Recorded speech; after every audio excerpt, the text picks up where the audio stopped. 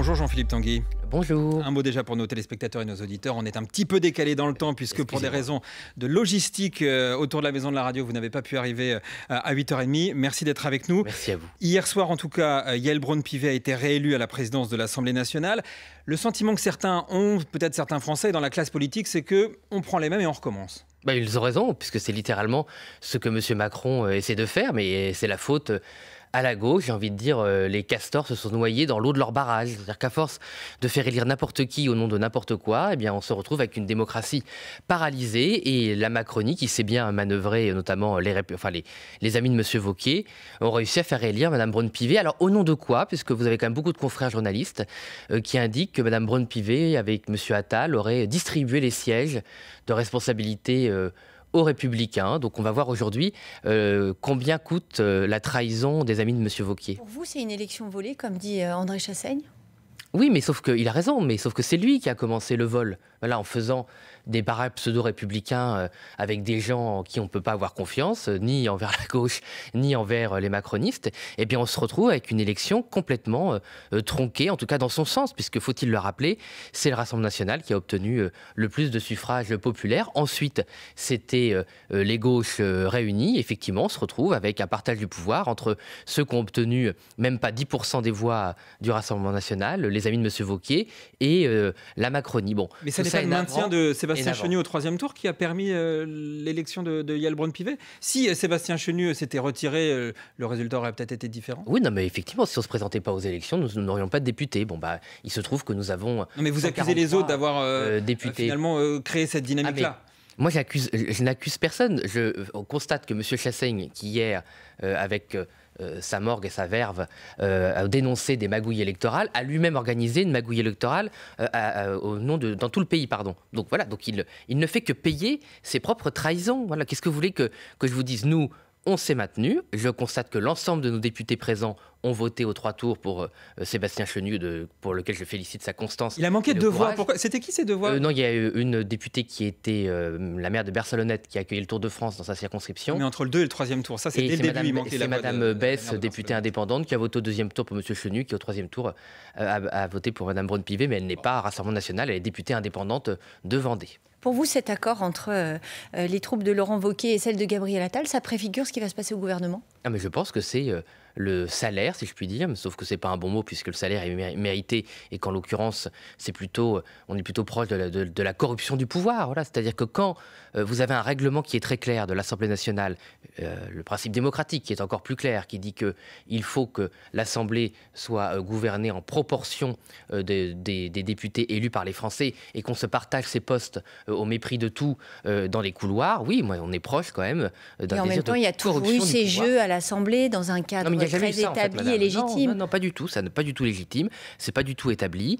Ce qui est établi, c'est qu'il faut que les postes soient proportionnels aux élections. Voilà. Alors, c'est un principe très simple. Corruption du pouvoir. C'est-à-dire que quand vous mais est-ce que vous ne criez pas avant d'avoir mal? Parce que les postes à responsabilité, c'est aujourd'hui et demain.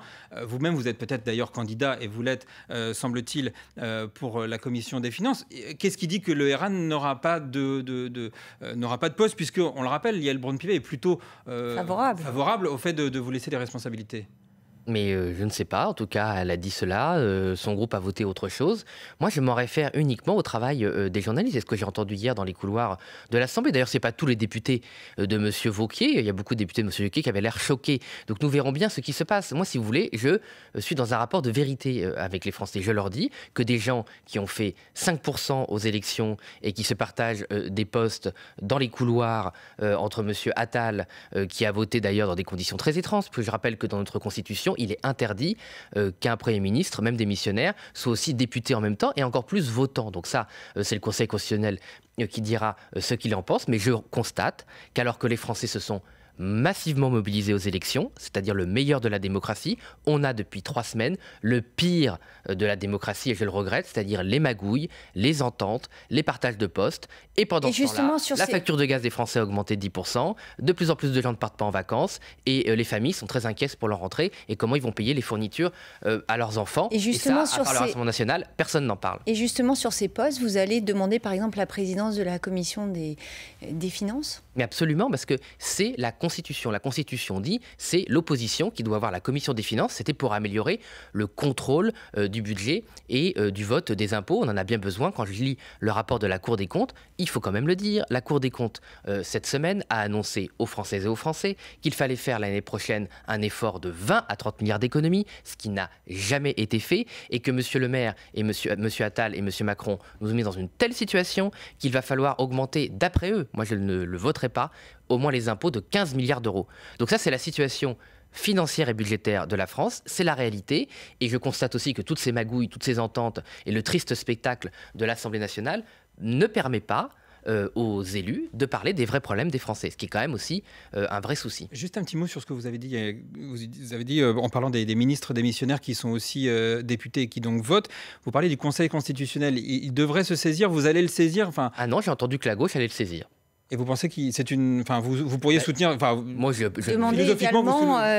philosophiquement, il y a un vrai sujet. Moi, je ne pense pas qu'il faille soutenir la gauche. Elle est assez grande pour le faire elle-même. Mais ce qui est certain, c'est que sans les voix, non mais ce qui est certain, c'est que moi, je suis honnête. Moi, j'essaie d'être honnête avec nos concitoyens. C'est pas parce ce sont des députés de gauche qui le disent que je dis que c'est faux. Il est vrai que sans les voix des ministres députés, puisqu'il faut quand même les appeler comme ça, eh bien, Madame Braun-Pivet n'aurait pas été élue. On peut concevoir que dans la période de démission, il puisse siéger. Par contre, qu'il participe à des votes qui ont une influence si importante sur le fonctionnement de la démocratie, ça interroge. Donc moi, je ne suis pas au Conseil constitutionnel, mais je comprends que les forces de gauche saisissent le Conseil constitutionnel. Il y a une image qui a interrogé aussi les Français hier, c'est les poignées de main, en tout cas qui ne se sont pas faites. Un certain nombre de députés, notamment des Insoumis, ont refusé de serrer la main du député RN Flavien Termet, qui était assesseur du scrutin. Quelle est votre réaction ? On est habitué à ce que j'ai appelé des pignoufries, une espèce de mal élevés, de mal éduqués, de gougnafiers qui malheureusement sont élus, et qui sont là et qui se comportent de manière inacceptable par rapport à leur mandat, parce que ces gens insoumis et autres, parce que j'ai aussi vu que Mme Pannier-Runacher, qui fait partie des ministres députés, qui a lâchement abandonné d'ailleurs les électeurs de Lens, du bassin minier, pour se présenter à Arras et pour être sûr d'être élu. C'est sûr qu'à Lens, c'est un peu plus difficile de défendre son bilan minable. Ces gens ne respectent pas l'ensemble des électeurs, parce qu'ils sont députés de tous les Français et de toutes les Français, même ceux qui ne leur plaisent pas. Moi, je n'ai pas spécialement envie de serrer la main de M. Boyard, de M. Tologu ou de M. Bilongo, par exemple, qui avait fait un tweet antisémite expliquant que si on parlait des attentats et des atrocités qui s'étaient passées le 7 octobre en Israël, c'est parce que, soi-disant, les personnes de confession juive étaient liées, je cite, aux forces de l'argent. Voilà. Donc, moi, je n'ai pas spécialement envie de leur serrer la main. Je le fais parce que c'est mon rôle de député, malheureusement. Parfois, c'est dur. C'est dur de serrer la main. C'est dur de serrer la main à M. Bilongo, à M. Delogu, à M. Caron. Est-ce qu'à l'extérieur de l'hémicycle, quand il n'y a plus de caméra, est-ce que vous vous serrez la main? Est-ce que vous discutez? Est-ce que vous parlez? En commission, vous parlez, évidemment. Ça dépend. Il y a des personnes qui sont très correctes dans tous les partis, évidemment. Il y a des gens qui sont mal polis dans l'ensemble des partis. Sauf, il faut bien le dire, à droite. Il faut le dire. C'est vrai que les gens quand même de droite et du Rassemblement national sont visiblement mieux éduqués que certains macronistes et qu'une grande majorité de députés de gauche. C'est un peu triste, je le constate. C'est ainsi. D'ailleurs, ils sont aussi souvent mal élevés avec les agents de l'Assemblée. D'ailleurs, c'est pas juste réservé au Rassemblement national, mais ça m'a jamais étonné, parce que une des raisons pour laquelle j'ai jamais été de gauche et je ne le serai jamais, c'est que j'ai toujours constaté un grand écart, pour pas dire un écartèlement, entre des grands principes humanistes et des comportements peut-être un peu réducteur. De pignouf. Non, c'est pas réducteur. Maintenant, j'ai 38 ans. Quand j'avais 20 ans, je m'étais fait la remarque. Je remarque que 18 ans après, c'est encore pire qu'avant. Voilà qui est dit. Bon, Jean-Philippe Tanguy, député RN de la Somme. On se retrouve dans un instant, juste après le fil info de Valentine Letès. Il est 8h51 sur France Info. Fin de cavale pour un homme radicalisé de 26 ans, en fuite depuis avant-hier et l'enlèvement d'un chauffeur de taxi au Mans. Il a été interpellé cette nuit à Poissy, confirme le parquet national antiterroriste. Le nouveau Front populaire dénonce des magouilles et un déni de démocratie. Son candidat à la présidence de l'Assemblée nationale a été battu par la macroniste Yael Braun-Pivet grâce à une entente avec la droite. Donald Trump, officiellement investi par les Républicains comme le candidat du parti à la présidentielle américaine. S'il est élu en novembre, l'ancien président des États-Unis promet à l'industrie du pétrole, je cite, de forer à tout va. Les Houthis du Yémen revendiquent une attaque sur Tel Aviv cette nuit à l'aide d'un drone. Une erreur humaine, explique l'armée israélienne, a ensuite empêché son interception. Un mort et 2 blessés dans l'explosion. France Info. Le 8-30 France Info, Fanny Guinochet, Jean-Rémy Baudot. On retrouve Jean-Philippe Tanguy, député RN de la Somme. On va partir du côté de l'Europe. Au Parlement européen, Jordan Bardella n'a pas voté en faveur d'une résolution pour l'Ukraine, alors que pendant toute la campagne des législatives, il avait dit qu'il soutiendrait. Que s'est-il passé ? Mais c'est très simple, c'est qu'on nous présente des textes qui ne sont pas votables si on respecte les électeurs. Dans ce texte, il y avait l'adhésion de l'Ukraine à l'Union européenne et à l'OTAN. Donc nous sommes contre cela et je pense qu'une majorité de Françaises et de Français qui même veulent soutenir comme nous l'Ukraine sont contre cela. Moi, je ne vois pas le lien entre le soutien défensif et humanitaire, financier qu'il faut accorder à l'Ukraine, évidemment, et son entrée contre l'invasion russe, et son entrée dans l'OTAN. D'ailleurs, c'est un mensonge parce que non seulement c'est une escroquerie envers les électeurs, puisqu'un grand nombre de forces politiques avaient promis l'inverse pendant les élections européennes. Nous sommes cohérents, mais surtout c'est un mensonge, parce qu'en fait on ne peut pas faire rentrer l'OTAN dans l'Ukraine, et les États-Unis, qui sont quand même les gardiens principaux de l'OTAN, le disent eux-mêmes, parce que c'est un pays en guerre, et que donc on ne peut pas faire rentrer l'Ukraine. Et donc c'était juste une résolution, est-ce que ça n'était pas l'Union européenne, et l'Union européenne, c'est infinançable, parce que faire des promesses aux gens, c'est ce qui s'est passé d'ailleurs avec la Turquie, ce qui fait que nous sommes fâchés avec le peuple turc, qui mérite le respect et la dignité, comme tous les peuples. À faire des promesses pour les plateaux et pour avoir des grands principes humanistes à 2 balles qu'on ne respecte pas pendant 10, c'est ce qui 20, fait 30 aussi ans, eh bien la parole des pays européens n'est pas respectée par un certain nombre de pays. Donc faire des promesses qu'on ne peut pas tenir parce que ça coûterait des dizaines de milliards d'euros aux Français l'entrée de l'Ukraine dans l'UE, c'est lamentable. Et Monsieur Tanguy, c'est aussi ce qui fait, selon vous, que le RN à Bruxelles a choisi le parti de Viktor Orban, patriote pour l'Europe. C'est ce choix-là, cette résolution-là qui a guidé le fait que Jordan Bardella aille du côté d'un parti eurosceptique, pro-Poutine ? Non, moi je ne pense pas que M. Orban soit pro-Poutine. Et ce groupe, nous le travaillons dessus depuis des années. Et M. Orban, il vient du parti de la droite, du parti de M. Bellamy et des autres. Un parti très extrême. Mais ce n'est pas un parti très extrême. C'est un parti qui gouverne la Hongrie depuis plus de 10 ans, qui est systématiquement réélu.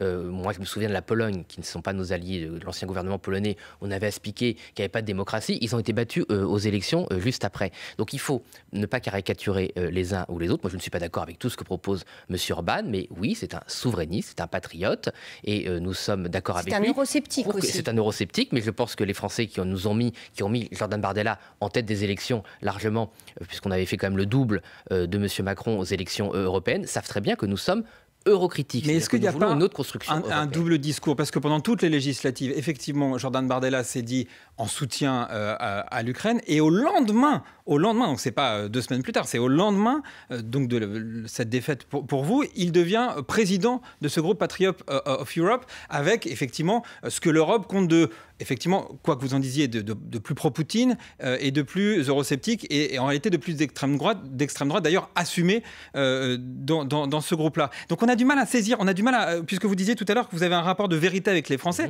où se situe la vérité ? Est-ce qu'il faut croire ce que Jordan Bardella disait pendant la campagne législative, ou est-ce qu'il faut voir les signaux très clairs qu'il envoie en étant à Bruxelles dans ce groupe et en étant président de ce groupe des Patriotes ? Mais je suis désolé, nous avons annoncé le travail autour de ce groupe. Nous travaillons avec M. Orban depuis au moins 3 ans. C'est pas du tout le groupe le plus extrémiste. Vous savez qu'il y a un nouveau groupe, un 3e groupe qui s'est créé. Toujours plus à droite. Non, mais avec des gens qui sont, eux, qui posent un certain nombre de problèmes. En tout cas, nous, on a dit très clairement qu'on ne voulait pas travailler avec eux. M. Orban, il est président en cours de la présidence tournante du Conseil de l'Union européenne. Bon, donc c'est une personnalité en place qui est respectée, contrairement à ce que dit un certain nombre de personnes, par l'ensemble des gouvernements européens. Et si la Hongrie est dans une situation si terrible, eh bien, elle serait mise au banc des institutions européennes. Sa première visite, pas le cas. c'est Poutine, et en l'occurrence, justement, les institutions européennes sont en train de le mettre, de l'ostraciser dans sa présidence. Ça fait 10 ans qu'un certain nombre d'oligarques européens font campagne en disant qu'ils ostracisent la Hongrie. Elle est toujours là et elle est à la tête de la présidence tournante de l'Union européenne.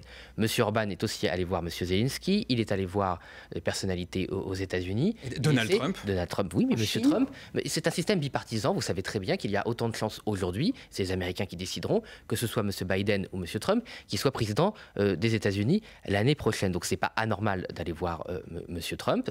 Et le but de tout cela, c'est pas anormal d'aller voir M. Poutine. Non, mais excusez-moi, le but de tout ça, c'est quoi ? Si ça réussit, moi je souhaite que ça réussisse, c'est que l'Europe, les pays européens reprennent l'initiative diplomatique pour trouver une issue pacifique à cette selon les règles russes. Mais pas les règles russes, parce que je suis désolé, M. Zelensky n'a pas condamné cette initiative. Et M. Zelensky, aujourd'hui, j'ai vu avec les partenaires chinois, est désormais d'accord pour que les Russes viennent discuter au sommet de paix et aux discussions de paix qui sont en cours. Donc le but, c'est d'arrêter cette boucherie, c'est de défendre l'intégrité territoriale de l'Ukraine, c'est de défendre le droit souverain du peuple ukrainien, mais défendre le droit du peuple ukrainien, c'est lui assurer la défense, c'est lui assurer la protection des civils, des infrastructures, et c'est permettre la paix. Ce n'est pas en nourrissant la guerre, systématiquement et contre toute tentative de paix, qu'on arrivera à avancer. Et si nos adversaires préfèrent que ce soit la Chine ou la Turquie qui s'occupent des discussions diplomatiques entre l'Ukraine et la Russie, je ne suis pas sûr que les peuples européens ne veuillent pas reprendre le contrôle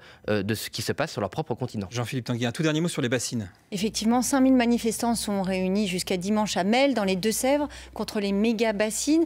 Est-ce que vous êtes d'accord pour l'interdiction de ces manifestations ?